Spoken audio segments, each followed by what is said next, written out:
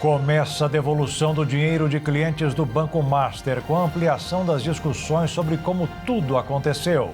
Fórum Econômico Mundial começa na Suíça, com o mundo sabendo que a concentração da riqueza aumentou mais do que o normal.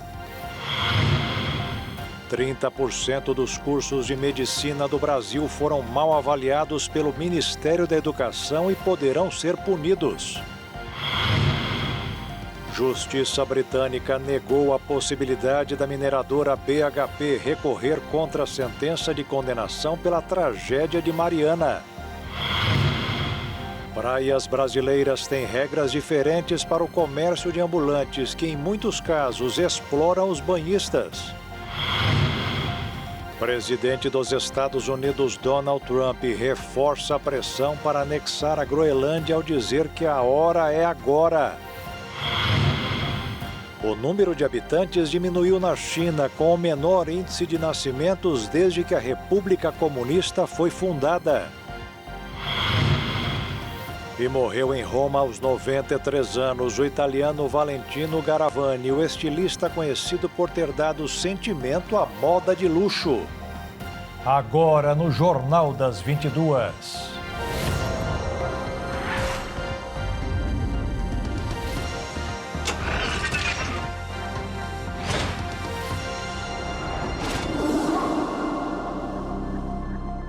Olá, boa noite. O ministro da Fazenda, Fernando Haddad, comunicou à direção do Banco de Brasília que o governo do Distrito Federal precisa realizar um aporte financeiro, sob pena de o banco sofrer uma intervenção. O Banco BRB disse que tem condições de recompor seu capital caso sejam confirmados prejuízos decorrentes das operações envolvendo o Banco Master e descartou o risco de intervenção. O ministro da Fazenda, Fernando Haddad, cobrou prazos do governo do Distrito Federal para um aporte bilionário no Banco de Brasília. A orientação é de que o GDF ingeste cerca de 4 bilhões de reais no BRB. O objetivo é recompor o capital do banco e evitar que o Banco Central adote uma intervenção formal. Os alertas surgiram após irregularidades identificadas à tentativa do BRB de comprar o Banco Master, negócio que acabou desfeito. Investigadores da Polícia Federal e do Ministério Público apontam que o Master pode ter vendido carteiras de crédito fictícias ao BRB. O valor estimado no impacto chega a 12 bilhões de reais, segundo documentos em análise. Com esse cenário, o Banco Central acompanha a situação e analisa o tamanho do rombo potencial. A União também monitora o caso de perto, já que grande parte dos recursos destinados ao Distrito Federal depende de repasses federais. A orientação do governo federal é de que o BRB receba reforço financeiro imediato para evitar medidas mais duras da autoridade monetária. O entendimento é que o acionista controlador, o governo distrital, deve assumir a responsabilidade pela recomposição do capital do banco. O BRB reconhece que avalia aportes. Em nota, o banco informou que ele trabalha em conjunto com o Banco Central e conduz auditoria independente sobre as operações vinculadas ao Banco Master. Segundo a instituição, possíveis prejuízos estão sendo apurados e, caso se confirmem, há plano de capital já previsto. Mesmo sob investigação, o banco afirma que segue sólido com patrimônio líquido acima de 4 bilhões e operando normalmente. O governo do Distrito Federal ainda não apresentou o cronograma para o aporte, mas discute alternativas fiscais e societárias. O impacto do caso se estende aos clientes do Banco Master, liquidado pelo Banco Central no fim do ano passado. Desde sábado, começou o ressarcimento dos investidores prejudicados por meio do Fundo Garantidor de Crédito. Segundo o FGC, cerca de 800 mil pessoas têm direito à garantia. Cerca de 369 mil pedidos já foram registrados e mais de 150 mil credores seguiram para o pagamento. Os valores são liberados em até 2 dias úteis após a solicitação. O fundo alerta para golpes e reforça que não cobra taxas, não opera por WhatsApp e não usa intermediários. A orientação é buscar apenas canais oficiais, como aplicativo, site e atendimento do próprio FGC. Enquanto investidores aguardam o retorno dos recursos, o Banco Central monitora o BRB e avalia medidas adicionais. Caso a capitalização não seja suficiente, novas exigências podem ser aplicadas e a possibilidade de intervenção permanece sobre a mesa até a conclusão das análises. O presidente da Comissão de Assuntos Econômicos do Senado, Renan Calheiros, do MDB de Alagoas, disse ter obtido informações de que o presidente da Câmara, Hugo Mota, e o deputado federal Arthur Lira, do Progressistas de Alagoas, pressionaram integrantes do Tribunal de Contas da União para que revertesse a liquidação do Banco Master. O senador disse ter visto com estranheza as decisões do ministro do Supremo Tribunal Federal, Dias Toffoli, no caso envolvendo o banco e como ele se apropriou das investigações e colocou sob sigilo tudo o que foi apurado pela Polícia Federal. De acordo com o senador Renan Calheiros, a Comissão de Assuntos Econômicos instalará na primeira semana de fevereiro um grupo de trabalho que supervisionará as investigações do caso do Banco Master. Segundo o ministro da Fazenda, Fernando Haddad, o governo está discutindo propostas para que o Banco Central passe a fiscalizar fundos de investimentos. A proposta surge na esteira das suspeitas de utilização pelo crime organizado. O ministro da Fazenda, Fernando Haddad, afirmou que diferentes áreas do governo discutem uma proposta de ampliação das atribuições de fiscalização do Banco Central para que a autoridade monetária assuma uma tarefa que hoje é da Comissão de Valores Monetários, o CVM, e passe a fiscalizar fundos de investimentos. Haddad afirma que tem muitas coisas que deveriam estar no âmbito do Banco Central, mas que está com o CVM equivocadamente. A proposta surge na esteira das suspeitas de utilização de fundos de investimentos para práticas de crimes. Em agosto de 2025, a Receita Federal deflagrou a Operação Carbono Oculto, mirando a infiltração do crime organizado na economia formal, incluindo o uso de múltiplas camadas de fundos de investimento para ocultação de patrimônio. Em janeiro de 2026, veio à tona a utilização de fundos utilizados para inflar artificialmente ativos do Banco Master. Haddad ressalta que não fala em nome do governo ao apresentar a ideia, mas disse que a proposta está sendo discutida pelo presidente do Banco Central, Gabriel Galípolo, pelo advogado-geral da União, Jorge Messias, e pelo Ministério da Gestão e Inovação. O ex-presidente Jair Bolsonaro foi autorizado a reduzir o tempo de prisão com a leitura de livros. De acordo com a decisão do ministro do STF, Alexandre de Moraes, Bolsonaro terá uma lista de obras que permitirão que a cada ano sejam abatidos 44 dias da pena. Depois da leitura, a pessoa precisa passar por uma prova. No total, será possível Bolsonaro reduzir pouco mais de 3 anos da condenação de 27 anos e 3 meses de prisão. O ministro da Saúde, Alexandre Padilha, anunciou que cerca de 1.100.000 profissionais que atuam na atenção primária à saúde de todo o país poderão ser imunizados a partir de fevereiro com a vacina da dengue do Butantan. O imunizante é o primeiro da dose única do mundo. De acordo com o Ministério da Saúde, os primeiros cuidados são feitos pelos médicos, enfermeiros, técnicos de enfermagem, agentes comunitários de saúde, profissionais e equipes multifuncionais que estão cadastrados nas unidades básicas de saúde. O ministro explicou que a vacinação deste público será possível com a chegada de mais doses da Butantan DV. O Instituto Butantan deve produzir e entregar até 31 de janeiro cerca de 1.100.000 doses adicionais desta vacina nacional contra a dengue para garantir a imunização dos profissionais que atuam na linha de frente do Sistema Único de Saúde. Os anticorpos da Butantan DV oferecem proteção contra os 4 sorotipos do vírus da dengue. Os estudos clínicos indicam eficácia global de 74% da vacina brasileira, com redução de 91% dos casos graves e 100% de proteção contra hospitalização pela doença transmitida pelo mosquito, Aedes aegypti. O governo federal quer ampliar gradualmente a vacinação em dose única para todo o país, para pessoas de 15 a 59 anos, o que depende da disponibilidade de novas unidades da vacina Butantan DV, que foram encomendadas no mês passado pelo Ministério da Saúde. Para acelerar a fabricação em larga escala do imunizante, o ministro divulgou que o Instituto Butantan firmou uma parceria de transferência de tecnologia à empresa WuXi Vaccines, da China. Com a parceria, a expectativa do Ministério da Saúde é que a produção chinesa da vacina com tecnologia brasileira seja ampliada em até 30 vezes.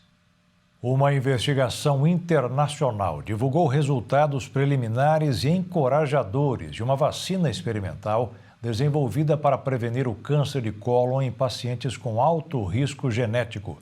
O anúncio estabelece um marco após mais de uma década de trabalho focado na prevenção do câncer. O estudo avaliou a eficácia inicial da vacina nos 209 em um pequeno grupo de pessoas com síndrome de Lynch, uma doença hereditária rara que aumenta significativamente a probabilidade de desenvolver câncer de cólon mais tarde na vida. De acordo com os dados apresentados, um ano após a imunização, as lesões pré-cancerosas existentes não apresentaram crescimento e nenhuma nova lesão foi detectada. O ensaio clínico focou em 45 pacientes diagnosticados com síndrome de Lynch, que ainda não haviam desenvolvido câncer de cólon, embora apresentassem pólipos, considerados lesões potencialmente pré-cancerígenas. Essa condição genética afeta aproximadamente 1 em cada 270 pessoas e aumenta significativamente o risco de recorrência do câncer de cólon. A vacina nos 209 utiliza um adenovírus de macaco inativado como veículo para transportar 209 antígenos, proteínas que aparecem repetidamente em tumores do cólon, estômago e endométrio. O objetivo é treinar o sistema imunológico para identificar e atacar células com características cancerígenas, antes que a doença se desenvolva. E a seguir, Fórum Econômico Mundial começa na Suíça, com o mundo sabendo que a concentração da riqueza aumentou mais do que o normal. E no Brasil, 30% dos cursos de medicina foram mal avaliados pelo Ministério da Educação e poderão ser punidos.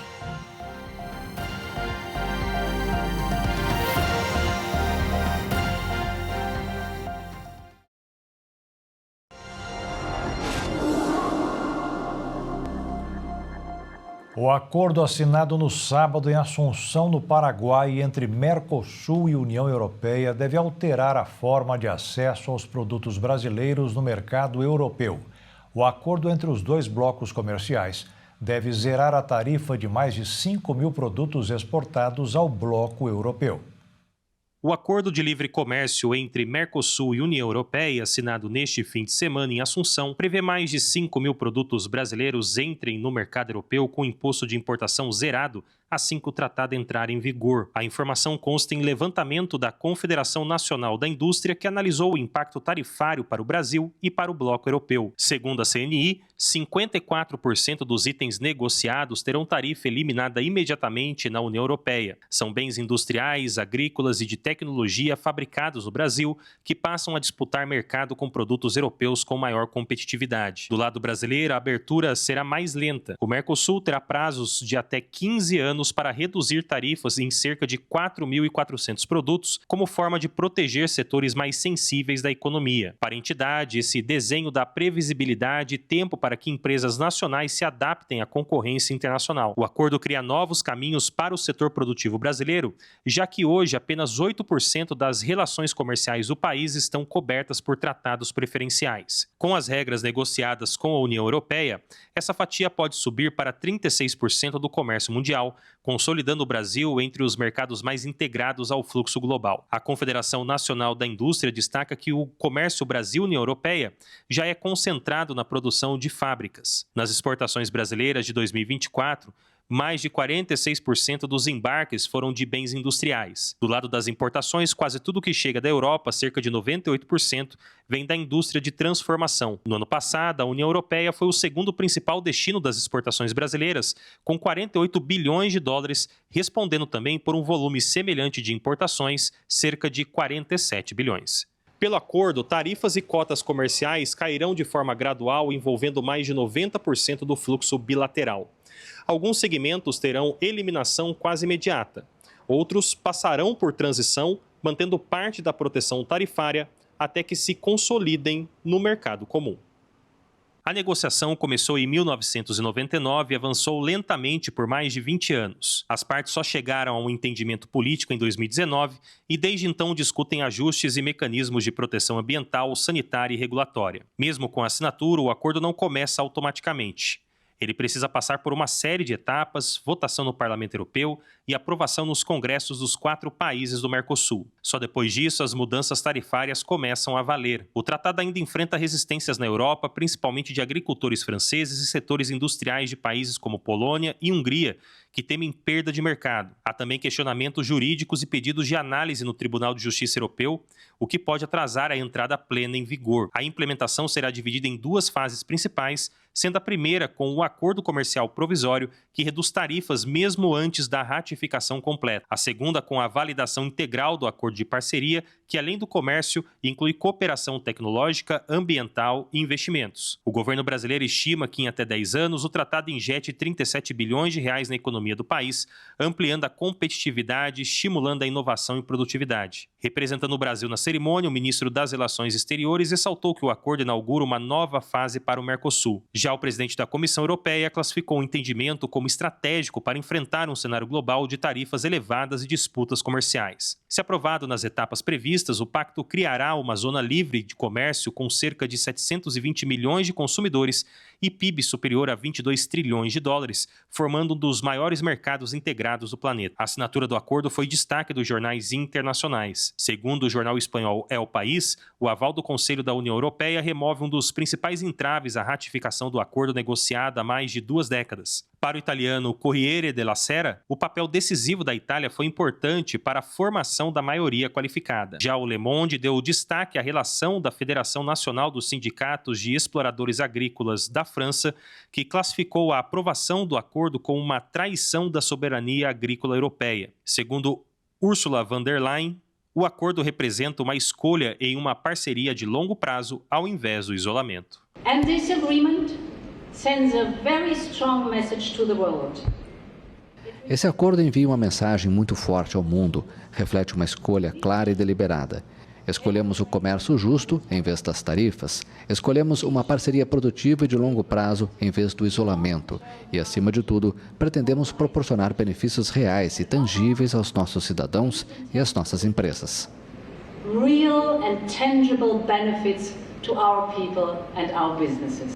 Desde que o presidente Donald Trump assumiu a Casa Branca, a fortuna dos bilionários passou a crescer em um ritmo acelerado. Só o aumento da riqueza registrado em 2025 seria suficiente para erradicar a pobreza extrema no mundo em até 26 vezes.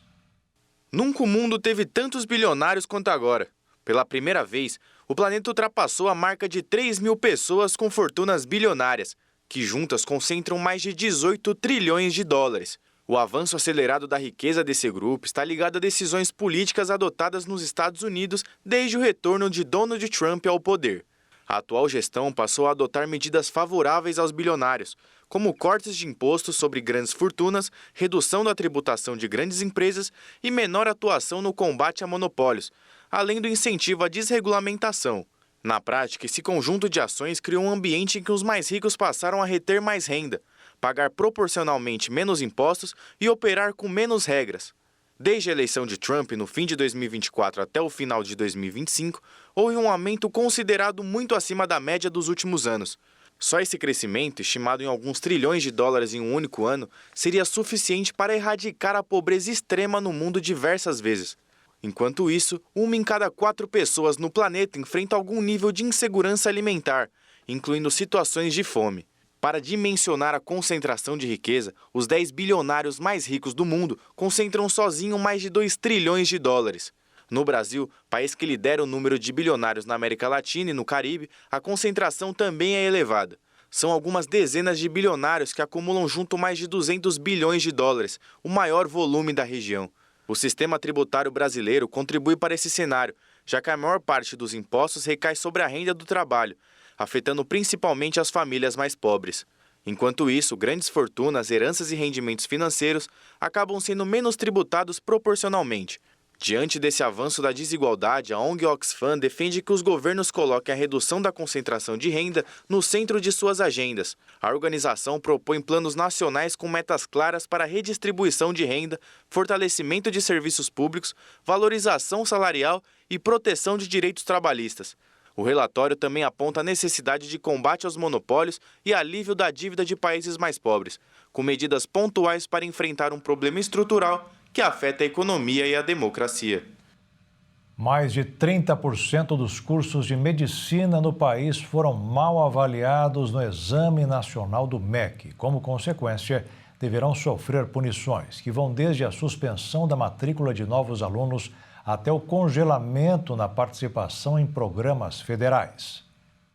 A prova elaborada pelo INEP é composta por 100 questões de múltipla escolha e tem como objetivo avaliar se os estudantes de medicina, principalmente os que estão se formando, estão preparados para atuar na profissão. O desempenho é classificado em uma escala de notas de 1 a 5 e o Ministério da Educação considera satisfatório o resultado a partir da nota 3. O problema é que mais de 100 cursos de medicina ficaram abaixo desse patamar e foram enquadrados na faixa considerada insatisfatória. Essas instituições terão um prazo de 30 dias para apresentar suas defesas antes que passem a valer as medidas cautelares previstas pelo MEC. Cursos mantidos por instituições estaduais e municipais não podem ser punidos nesse momento, mas o Ministério da Educação estuda mudanças na legislação para ampliar seu poder de atuação também sobre esses casos. Em relação à participação, a maior parte dos estudantes avaliados é de instituições privadas.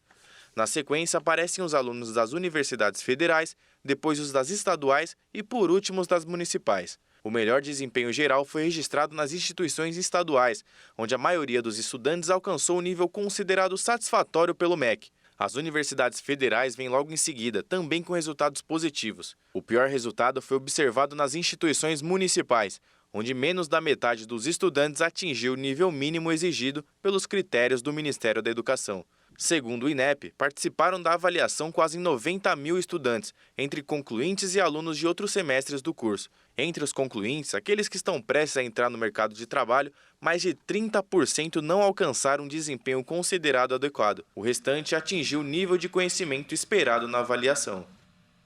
Começaram hoje as inscrições do Sistema de Seleção Unificada, o SISU 2026. São quase 275 mil vagas em mais de 7.400 cursos de graduação de todo o país. As inscrições para o SISU 2026 vão até a sexta-feira, dia 23 de janeiro. Podem participar alunos que fizeram ao menos uma das 3 edições mais recentes do Enem e tiraram nota superior a 0 na redação. O SISU é o programa do governo federal que seleciona estudantes para instituições públicas de ensino superior, a partir do desempenho no Exame Nacional do Ensino Médio, o Enem. A novidade deste ano é que o programa passa a aceitar as notas das 3 edições mais recentes do Enem. Neste caso, Enem de 2023, 24 e 25.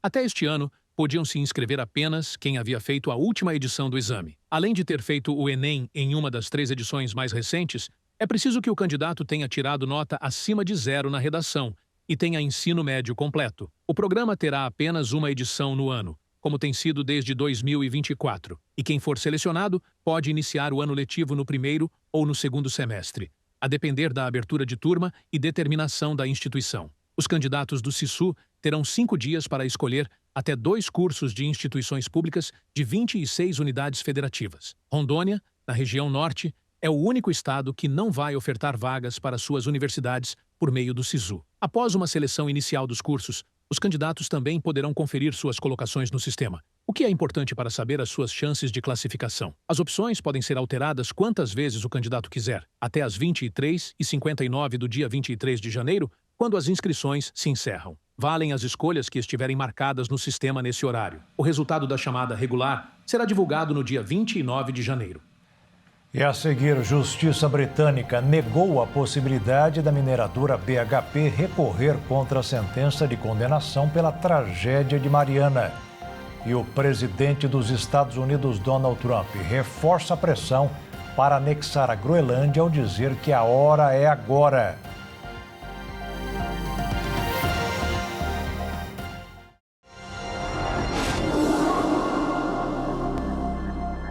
As novas regras para os brasileiros conseguirem a sua primeira carteira de motorista já estão fazendo efeito. Para os alunos, os preços desabaram. Para as autoescolas, não poderia ser diferente. O faturamento caiu bastante. Com a nova resolução do Conselho Nacional de Trânsito, a principal mudança está na desobrigação de frequentar autoescolas. Com isso, o curso teórico está disponível na internet e as aulas práticas passam a um mínimo de 2 horas, contra as 20 horas anteriores. De acordo com o Ministério dos Transportes, as aulas teóricas e práticas custavam entre 3 e 5 mil reais. Com a nova regra, o ministro Renan Filho afirmou que o custo para tirar a primeira habilitação poderá cair até 70%. E o preço, de fato, caiu. Em 10 cidades do Brasil, foi encontrado valores a partir de R$ 380 reais para as categorias A ou B. Segundo a Federação Nacional de Autoescolas, até a entrada em vigor da nova regra, o setor concentrava quase 300 mil empregos formais, com cerca de 1 milhão de vagas indiretas em todo o Brasil. Já nas buscas recentes por essas instituições, é possível notar que custos internos estão sendo cortados e muitas já fecharam as portas. O apelo para atrair alunos tem destacado a tradição do nome da empresa e promoções ocasionais. E para os bons motoristas, a renovação automática da carteira de habilitação já passou dos 320 mil beneficiados. Eles não precisam ir a lugar nenhum nem pagar taxas para conseguir autorização para dirigir mais alguns anos. A medida beneficia os motoristas que não cometeram infrações de trânsito nos últimos 12 meses anteriores ao da renovação.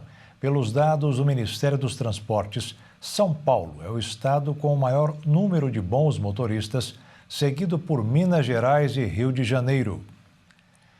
A Justiça do Reino Unido negou o pedido da mineradora BHP para recorrer da condenação do caso do rompimento da barragem de Fundão em Mariana, em Minas Gerais, em 2015. A decisão abriu caminho para a empresa pagar 170 bilhões de reais de indenização. A justiça inglesa manteve o entendimento de primeira instância que reconheceu a responsabilidade da BHP pelo rompimento da barragem de Fundão. A BHP informou que vai recorrer à Corte de Apelação contra o julgamento de responsabilidade e seguirá com a defesa nas demais fases do processo no Reino Unido. A empresa afirmou que o Brasil é o local mais adequado para garantir reparação integral às pessoas atingidas. Destacou também que a justiça inglesa já reconheceu os programas indenizatórios e os acordos firmados no Brasil desde 2015. Segundo a BHP, cerca de 240 mil autores da ação no Reino Unido já foram indenizados, o que pode reduzir pela metade o número de autores no processo. Na avaliação da magistrada responsável pelo caso, os argumentos apresentados pela empresa não possuem nenhuma perspectiva real de êxito, não havendo justificativa relevante para que o recurso fosse analisado. De acordo com o tribunal, o julgamento se baseou na aplicação do direito brasileiro como questão de fato, sustentada por um amplo conjunto de provas periciais e elementos fáticos, reunidos ao longo do processo. O tribunal determinou que a BHP pague 90% das custas dos autores referentes à fase do processo que analisou a responsabilidade da mineradora. Além disso, a empresa terá de fazer um pagamento antecipado de 270 milhões de reais. Segundo a decisão, esse valor cobre apenas os custos da primeira etapa do julgamento e o total das despesas só será definido ao final da ação. As próximas fases do processo vão analisar a relação entre o desastre e os prejuízos causados, além dos valores de indenização devidos às pessoas, comunidades, empresas e municípios atingidos. O julgamento dessa etapa está previsto para começar em outubro de 2026. O rompimento da barragem de Fundão em Mariana, na região central de Minas Gerais, ocorreu em 5 de novembro de 2015 e é considerado o maior desastre ambiental da história do Brasil. A barragem liberou cerca de 40 milhões de metros cúbicos de rejeitos de mineração. A enxurrada de rejeitos de mineração destruiu comunidades inteiras como Bento Rodrigues e Paracatu de Baixo, matou 19 pessoas e atingiu a bacia do Rio Doce, causando impactos ambientais, sociais e econômicos em dezenas de municípios de Minas Gerais e do Espírito Santo. O presidente dos Estados Unidos, Donald Trump, voltou a ameaçar a anexação da Groenlândia ao dizer que a hora é agora.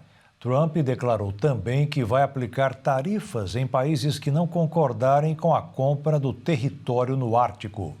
O líder republicano vem enfatizando há semanas que os Estados Unidos devem assumir o controle da ilha a qualquer custo, com o suposto objetivo de impedir que a China ou a Rússia ocupem o território primeiro. No último sábado, ele também ameaçou impor tarifas de 10% a partir de 1º de fevereiro sobre produtos da Alemanha, França, Reino Unido, Suécia, Noruega, Holanda, Finlândia e Dinamarca. Membros da OTAN que enviaram tropas para a Groenlândia com tática de pressão para forçá-los a apoiar seus planos de anexação. Esse percentual pode subir para 25% a partir de junho, caso persistam em sua posição. Uma porta-voz do presidente do Conselho Europeu informou que os chefes de Estado e de governo da União Europeia se reunirão na próxima quinta-feira em Bruxelas para discutir uma resposta conjunta diante das tentativas dos Estados Unidos de assumir o controle da Groenlândia. A presidente da Comissão Europeia, Ursula von der Leyen, e o presidente do Conselho Europeu, Antônio Costa, alertaram para as consequências da decisão de Trump. Os líderes europeus disseram que vão manter o apoio à Dinamarca e à Groenlândia. Segundo os líderes europeus, as tarifas minariam as relações transatlânticas e poderiam desencadear uma perigosa espiral descendente. A Europa permanecerá unida, coordenada e comprometida com a defesa de sua soberania, disseram os dois em publicações nas redes sociais. O presidente dos Estados Unidos, Donald Trump, afirmou que não se sente mais obrigado a pensar puramente na paz e atribuiu essa mudança de postura à Noruega, que seria culpada por não premiá-lo com o Prêmio Nobel da Paz de 2025. A declaração consta em uma carta enviada ao primeiro-ministro norueguês. A informação foi divulgada pela agência de notícias Reuters. Na mensagem, Trump relaciona diretamente sua frustração com o Nobel ao endurecimento do seu discurso, especialmente em relação à Groenlândia, território autônomo pertencente à Dinamarca. O prêmio deste ano foi concedido à líder opositora venezuelana Maria Corina Machado, opositora do regime de Nicolás Maduro. Na carta, o presidente norte-americano voltou a questionar a soberania da Dinamarca sobre a Groenlândia e afirmou que o território estaria ameaçado pela Rússia e pela China.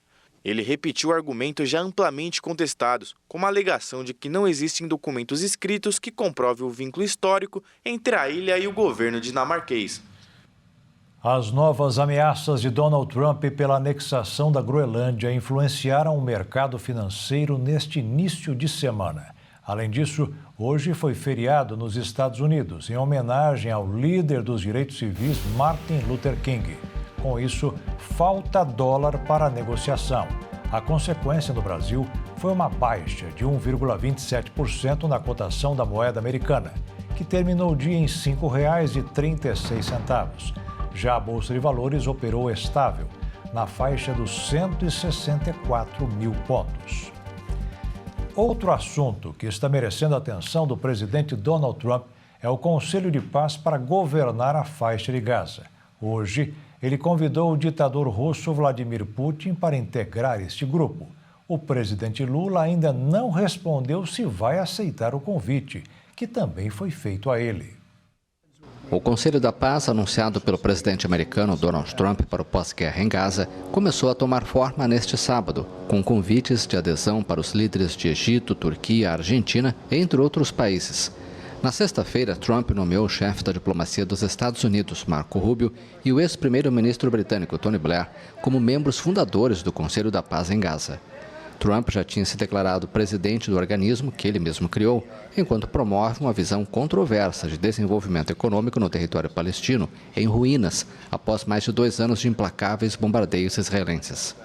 No Canadá, um alto assessor do primeiro-ministro Mark Carney disse que tinha a intenção de aceitar o convite de Trump, enquanto na Turquia, um porta-voz do presidente Recep Erdogan afirmou que lhe foi pedido para se tornar membro fundador do Conselho.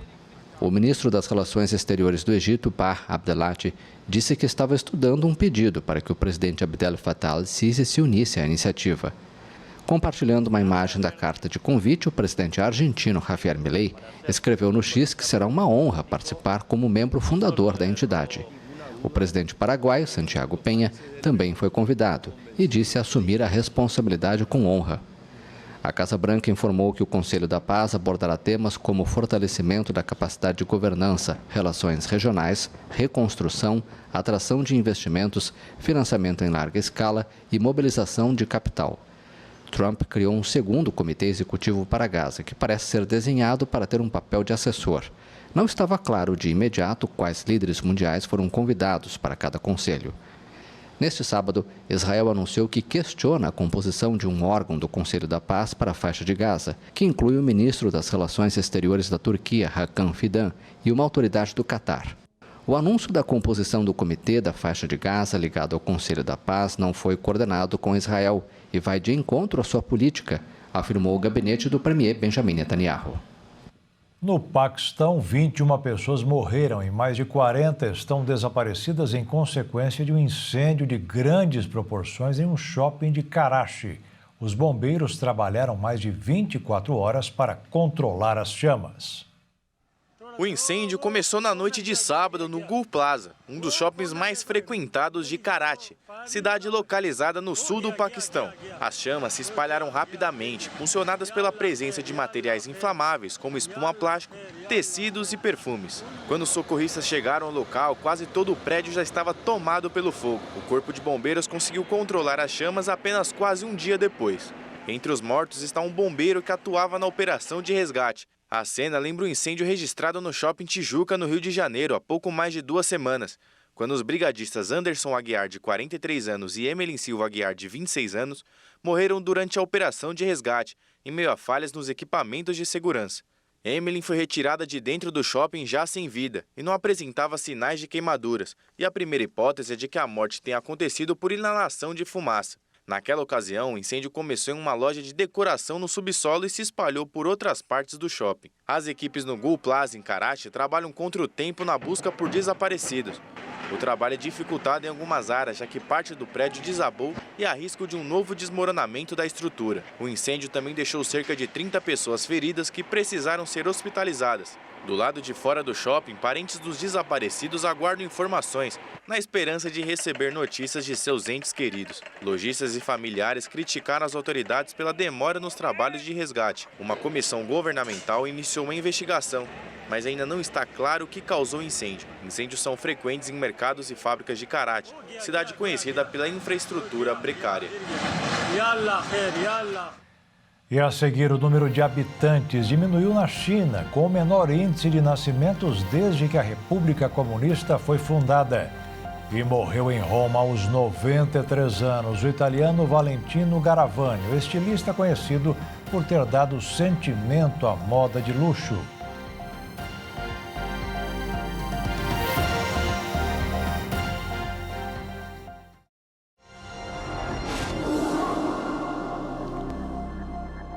As regras para o comércio nas praias brasileiras não são uniformes. Em cada lugar existe uma norma sobre a consumação mínima, o aluguel de um guarda-sol ou a reserva de espaço. Uma situação que deixa perdidos os banhistas que procuram estes locais nas horas de folga.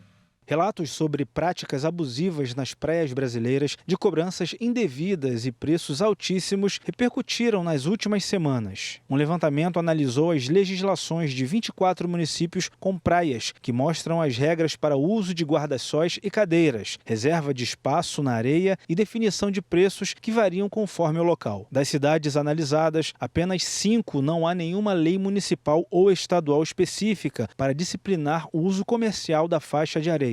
Nas demais, os municípios editaram normas próprias nos últimos anos, com limites para a quantidade de equipamentos, proibição de reserva de área e restrições a estruturas fixas. O Código de Defesa do Consumidor permite cobrar pelo aluguel de cadeiras e guarda-sóis, desde que o preço seja informado de forma clara e antecipada e não seja imprópria. No entanto, a exigência de consumação mínima nas praias é proibida em todo o país por configurar prática abusiva e possível venda casada. Nos locais sem regulamentação específica, valem as regras e normas sobre o uso da orla. O tema ganhou projeção nacional após o caso registrado em Porto de Galinhas, em Pernambuco, onde um casal de turistas foi agredido por barraqueiros após se recusar a pagar um valor maior pelo uso de cadeiras de praia. Segundo as vítimas, a cobrança foi condicionada à consumação do local. O episódio levou prefeituras e órgãos de defesa do consumidor a reforçar orientações e reacendeu o debate sobre a falta de regras claras. As praias fazem parte dos chamados terrenos de marinha, que são bens da União. Segundo o Ministério da Gestão, essas áreas correspondem a uma faixa de 33 metros a partir da linha do pré-mar médio, ponto mais alto alcançado pela maré em direção ao continente. Embora a gestão do terreno seja federal, estados e municípios podem criar normas próprias para ordenar o uso da faixa de areia, desde que respeitado ao caráter público do espaço. Uma família da Bahia, que foi expulsa de um voo no aeroporto de Paris, na França, alega que teve um prejuízo de R$100 mil. Depois de compradas 4 passagens para a classe executiva, um funcionário da empresa avisou que um dos acompanhantes teria que viajar em outra classe. Houve confusão. O empresário, sua esposa e 2 filhas foram retidos de um voo da companhia aérea Air France no aeroporto de Paris, após uma confusão envolvendo assentos na classe executiva. Segundo o empresário, ele e a família estavam retornando de uma viagem pela Europa que havia iniciado na Itália. Durante o check-in, a empresa aérea ofereceu para a família um upgrade de classe econômica premium para a executiva, pelo valor de quase €400 por passageiro. Após o desembarque na França e já no portão de embarque para o destino final, a família foi informada de que a promoção de classe para uma das passageiras não poderia ser mantido, sob a justificativa de um problema técnico em um dos assentos. Ao entrarem na aeronave, foi constatado que o defeito estaria em outra poltrona ao lado, e um dos assentos reservado aos brasileiros já estava sendo ocupado por um passageiro francês. O empresário tentou conversar com o comandante da aeronave, mas ele adotou uma postura firme, gritando com a esposa e uma das filhas do empresário. Por conta do conflito, a família foi retirada do avião por policiais armados. O que aconteceu com a família baiana é mais comum do que parece. Isso acontece por causa do overbooking, prática em que as empresas aéreas vendem mais passagens para um voo do que assentos que realmente estão disponíveis. Por conta dessa ocupação, o passageiro que estiver sem assento será deslocado para uma classe inferior. Diante do acontecimento, a companhia francesa se manifestou e apresentou uma versão contrária da família. De acordo com a Air France, a tripulação decidiu retirar os 4 passageiros indisciplinados do voo para garantir a segurança e o bom andamento da viagem. A família alegou que sofreu um prejuízo de R$100 mil, somando as passagens pagas anteriormente e, consequentemente, o upgrade de classe. Caiu o número de habitantes na China. Está morrendo mais gente do que nascendo no país. Fruto da política do filho único, que o governo implantou há alguns anos e agora tenta reverter, mas não está dando certo. A taxa de natalidade no país é a mais baixa desde que a República foi fundada. A China registrou a menor taxa de natalidade de sua história em 2025. O país enfrenta agora uma crise demográfica depois que a taxa de nascimentos caiu pela metade na última década, apesar do fim da política restritiva do filho único.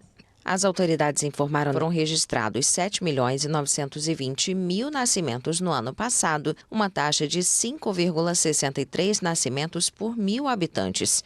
Esta foi a menor taxa de natalidade desde que o Escritório Nacional de Estatísticas começou a registrar os dados em 1949, ano de fundação da República Popular da China. As Nações Unidas previram que a população chinesa poderá cair de cerca de 1 bilhão e 400 milhões de pessoas atualmente para 800 milhões até 2100, mesmo com as medidas adotadas para aumentar as taxas de fertilidade. Os nascimentos caíram 17% em 2025 em relação ao ano anterior. A população da China também diminuiu em quase 3 milhões e 400 mil pessoas no ano passado, em comparação com 2024, estendendo o declínio anual que começou em 2022. O governo tem se esforçado para aumentar as taxas de casamento e fertilidade, oferecendo subsídios para creches e taxando preservativos, enquanto lida com uma população em rápido envelhecimento. O país também registrou mais de 11 milhões de mortes em 2025, uma taxa de mortalidade de 8,04 por 1.000 habitantes, resultando em um declínio populacional. 2 estudantes de 17 anos de Porto Alegre desenvolveram um dispositivo portátil que utiliza a inteligência artificial para detectar o câncer de pele. 2 estudantes de 17 anos de Porto Alegre desenvolveram um dispositivo portátil com inteligência artificial para auxiliar na detecção do câncer de pele. Chamado de Skin Scan, o equipamento analisa lesões e em poucos segundos atingiu 77% de precisão nos testes realizados até agora. O projeto foi criado pelos alunos do ensino médio a partir da união entre pesquisa em saúde e conhecimentos em robótica. Produzido em uma impressora 3D, o dispositivo pesa cerca de 500 gramas e utiliza uma inteligência artificial treinada com mais de 10 mil imagens de lesões benignas e malignas. Durante a análise, o sistema captura 12 imagens da pele e indica se o padrão é considerado suspeito. Essa iniciativa rendeu à dupla um prêmio na Mostra Tech, a maior feira científica da América Latina.